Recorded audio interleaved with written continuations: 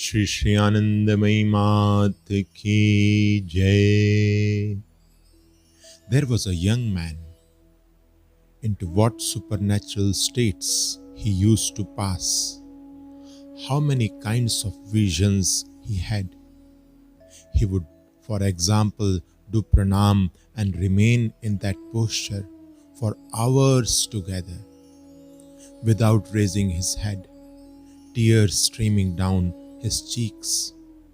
He declared that he saw and heard Krishna teaching Arjuna as described in the Gita, and that he used to have many other visions and locutions of the kind.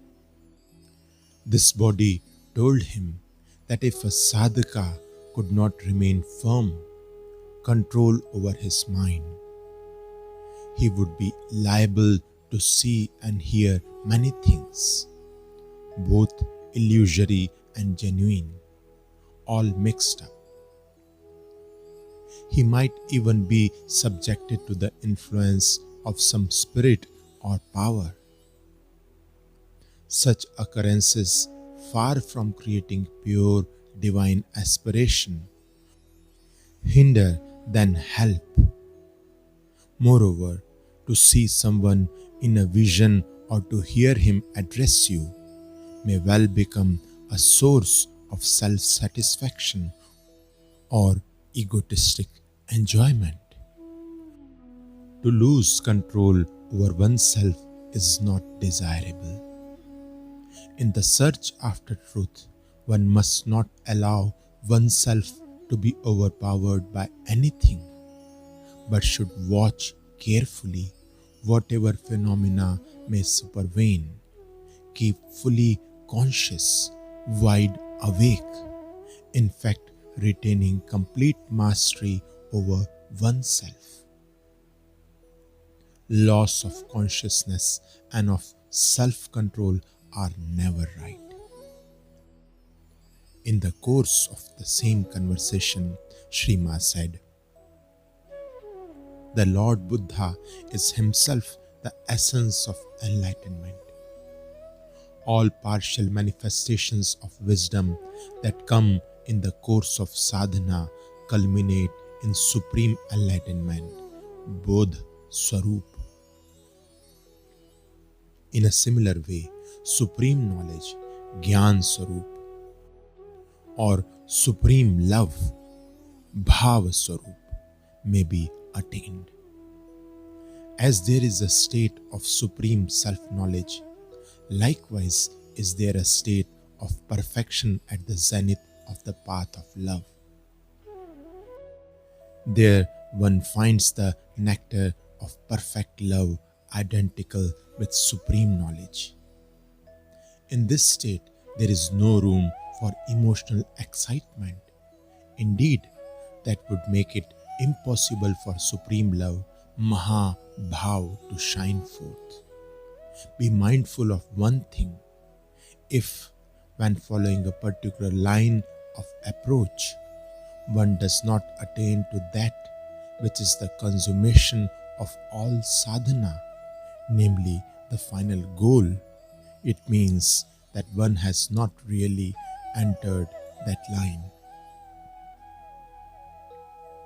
At the supreme summit of love, which is Mahabhav, exuberance, excessive emotion and the like cannot possibly occur. Emotional excitement and supreme love are in no wise to be compared.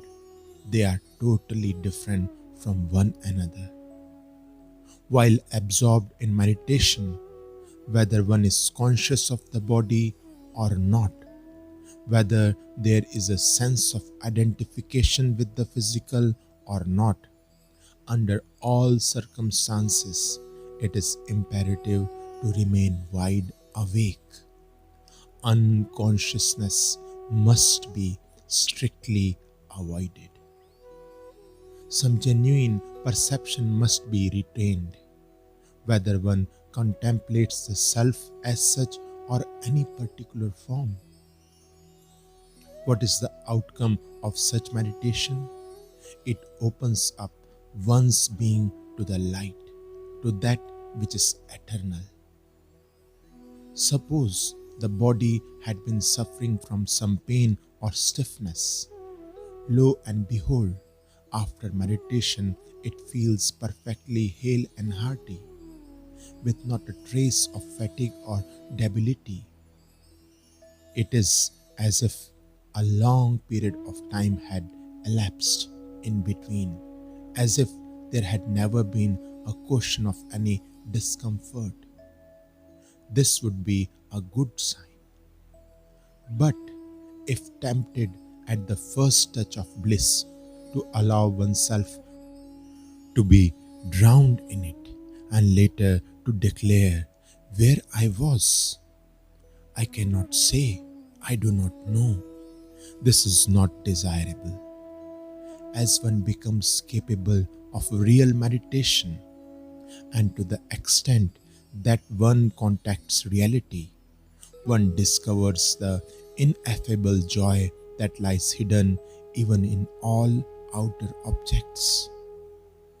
If, on the other hand, one loses oneself, as it were, lapsing into a kind of stupor while engaged in meditation, and afterwards claims to have been steeped in intense bliss, this sort of bliss is a hindrance.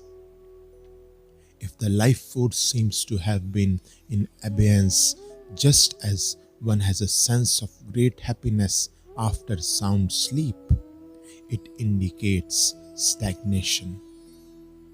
It is a sign of attachment, and this attachment stands in the way of true meditation, since one will be apt to revert to this state again and again, although from the standpoint of the world, which is altogether different, it would seem a source of profound inward joy, and therefore certainly an indication of spiritual progress.